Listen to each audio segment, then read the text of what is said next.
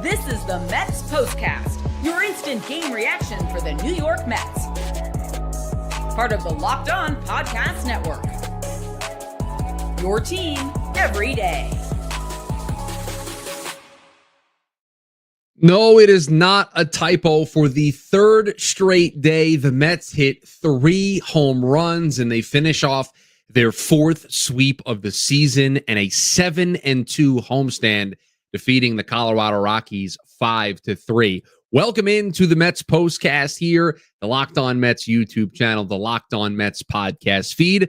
I'm your Postcast host, Chris Schubert, here with you after each and every Mets game throughout the course of the season, and just how it was designed for the New York Mets today. The guys that you want to hit the big home runs, the guys that you expect to hit the big home runs, all did so today for the New York Mets as they finish off the sweep.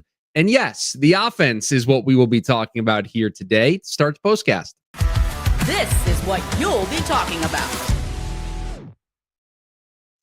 Pete Alonso, Francisco Lindor, Juan Soto, all hitting home runs in this game for the third straight day. As we've mentioned, the Mets hit 3 home runs. Pete Alonso, absent the last 2 days, decided to join the party. Soto, for back-to-back days, goes yard. Lindor starting to get hot. When this team was built, when Juan Soto was signed this offseason, we started dreaming of days like this. We started dreaming of games like this where those 3 guys carry the weight. It was a power party today. And it wasn't just a power party today for the Mets. It was a power party for the Colorado Rockies as well. All the runs in this game scored via the home run. 5 of them in total, 3 for the Mets, 2 for the Rockies. The win certainly helping out the Colorado side of things, certainly. Juan Soto's ball got out in a hurry, same with Pete, and same with Francisco.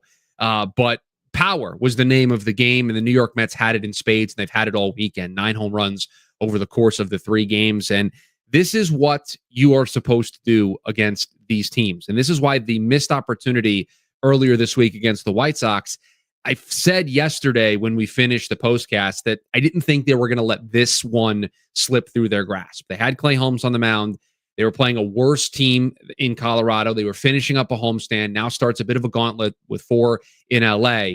You felt like they were going to be hungry to go out and get this one today, and they certainly were. And it's good to see some of the stars of this team heat back up. Pete Alonso, a little bit of a lull there. He seems to be turning a corner. Soto, we've been waiting for that 3 or 5 game stretch where we can say, yes, that's the guy who's paid $765 million. Yes, that's the guy who's hitting at the top of the order. And I think we got that here this weekend. So a good day all across the board for the New York Mets, who, let's face it, early in this game, they struggled against Palmquist for the Rockies. The arm slot had them fooled. And I'll be honest, and maybe this is a very naive way of looking at it or thinking of it, but I'm watching the game and I'm watching them just not be able to pick the ball up from Palmquist. It just felt like they needed to see it and go through one turn through before they felt comfortable.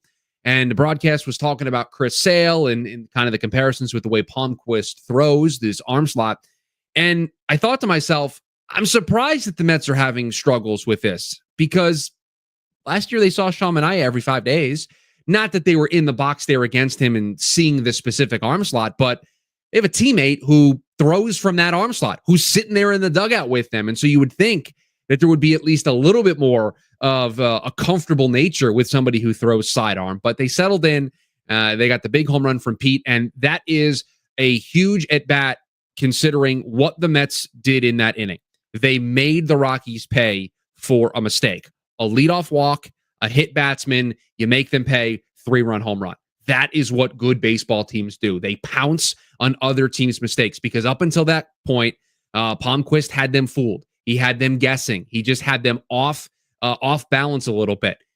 He opened the door a slight bit. Pete Alonso kicked the door down. The Mets took an early lead. Let's talk about Clay Holmes here on this side before we go to a break. And I thought it was a interesting day for Clay Holmes. The stat line for the first time in his career going 7 innings, 3 hits, 3 earned runs, no walks, 3 strikeouts, did allow 2 home runs. The home runs have been somewhat of an issue for him over his last couple of starts, but a day where he goes into the 7th inning. Why? because he threw a ton of first pitch strikes. 18 of his first 24 batters, 18 of the 24 batters he faced, he got a first pitch strike. So working ahead in the count, getting those free quick outs, and he was able to just settle in and get the outs. He hit a little bit of trouble in the first inning, allowed a base runner on, and he got out of that jam in the first. And then he kind of settled in after that, gave up the 2 home runs. And I'll tell you, the weirdness of this game felt like he was missing up with a lot of stuff. Felt like the slider was missing up. Felt like he was missing up with his fastball, up with his sinker, even with the sweeper. Everything just felt like it was up in the zone, and 2 wind-aided home runs on balls that I think he just missed his spot a little bit. So was up in the zone a lot today. And I think that's what allowed those home runs to get out, because other than that, he was great. Pitched to the ground ball in the first inning to get a 6-4-3 double play to get out of the jam. Only had the 3 strikeouts, but trusted the defense behind him. Luis Angel Acuna made a nice play. So just the first time all season that he's gone 7 innings, already eclipsed a career high in innings pitched for Clay Holmes over the last couple of years. He's been in the 60, 63 with today's start, goes past the 64 mark. So it will be interesting to see how they choose to handle this moving forward. It doesn't feel like they can expect him to make all 30 starts. And I think going to a 6-man rotation, which is what they will do this turn through, with Paul Blackburn making the start tomorrow, could be an opportunity to get him a day off and watch that innings limit, because you do worry about him hitting a bit of a wall in the second half of the season. Certainly a concern that at least I would have. But a good day for him, as I said in the sidebar, a weird but good day. It didn't feel like he was his sharpest today. It didn't feel like everything had that extra bite that we've seen him have this season, where he's been dominant. He's racked up a bunch of strikeouts. He's made it look easy. His pitch count was low. It's what allowed him to pitch into the 7th inning, but was missing up, generating a lot of contact, and had some good defense behind him. We'll talk about Juan Soto, who had a good series. We'll talk about Francisco Lindor, who had a good series. We'll talk about Edwin Diaz, who picked up another save. We will talk about all of it here on the other side. You looking for a snack that is both delicious and nutritious? Crack into a good source of protein with Wonderful Pistachios. Wonderful Pistachios, one of the highest protein nuts. Each 1-ounce serving has 6 grams of protein, giving you over 10% of your daily value. Plus, they're packed with fiber and better for you unsaturated fats to help keep you feeling fuller and longer. How about the no shells variety? The perfect grab and go snack for busy days. Whether you're snacking at your desk, you're on a road trip, or you just need that quick protein boost, no shells should be a go-to. Satisfying crack of opening each shell. It's like snack meditation. Get snacking and get cracking with the snack that packs a protein punch. Visit wonderfulpistachios.com to learn more. Back here on the Mets Postcast, Locked On Mets YouTube channel, the Locked On Mets podcast feed. Love hearing from you here during the Mets Postcast. Ray says, like Ryan said on Friday morning, this was a must sweep, and they did. Yeah, the Mets needed to sweep this one, and I think even more so after missing on the chance to sweep against Chicago.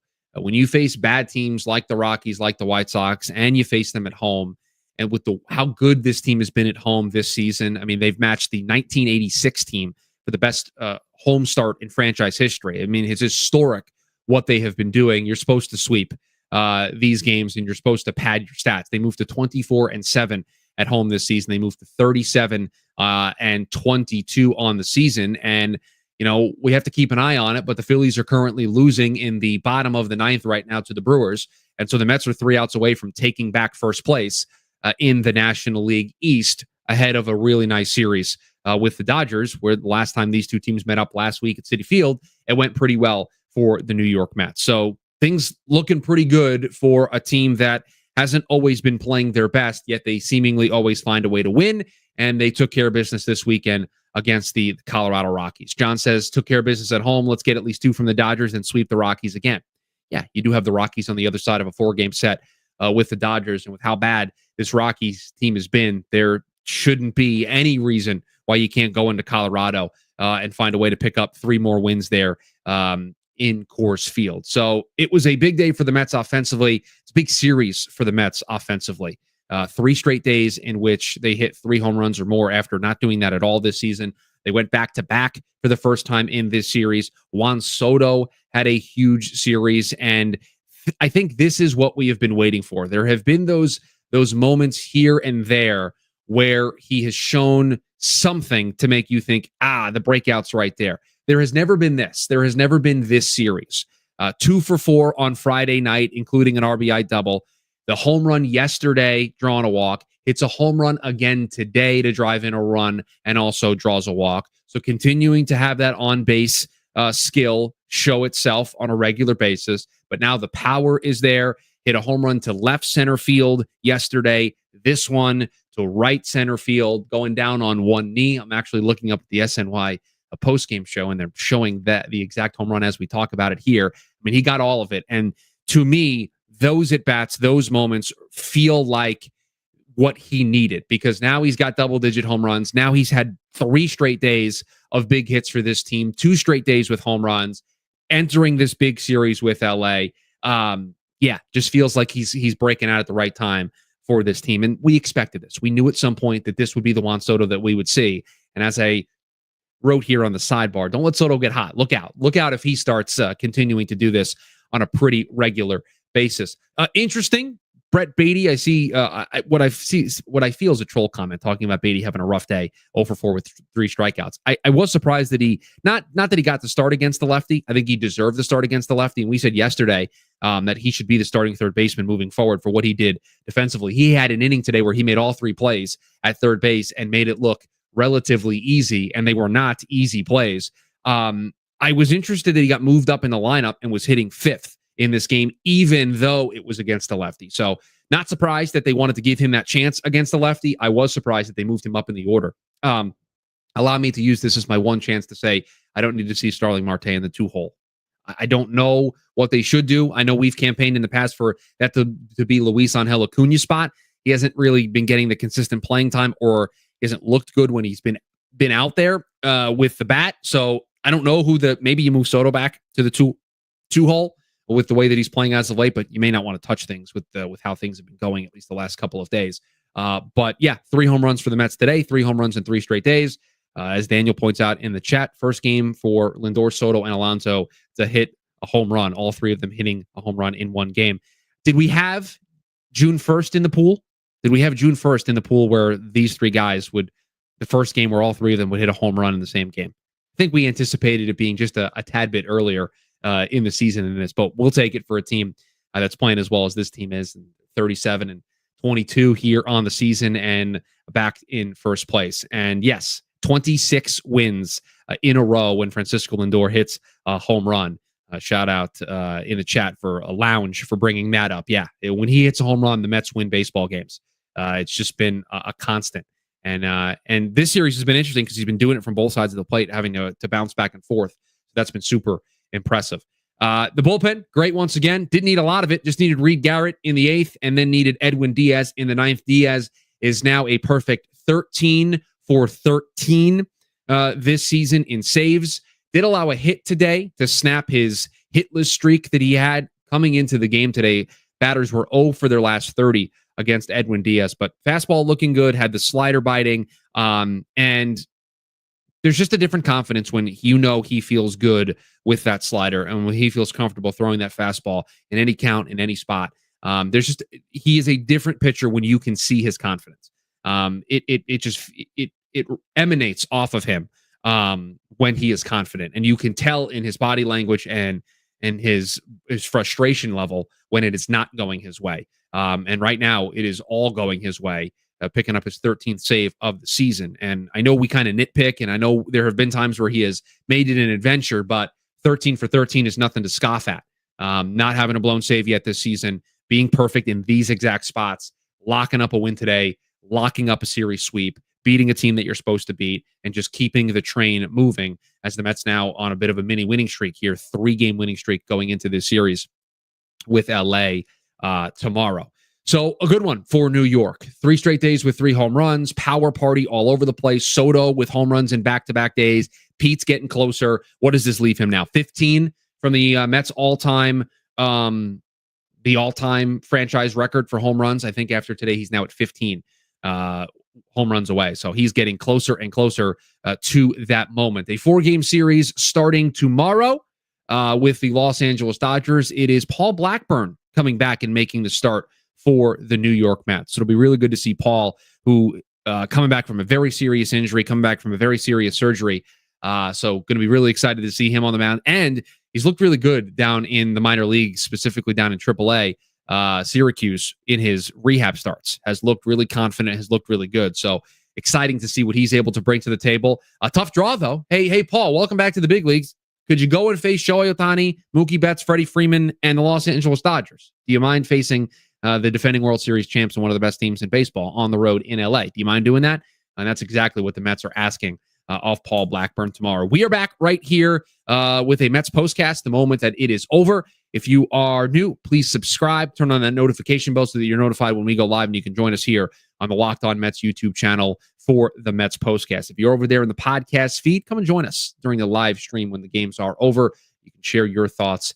Think of this as your hangout spot for instant reaction the moment the Mets game finishes up. A perfect weekend for New York. All of the big names produce.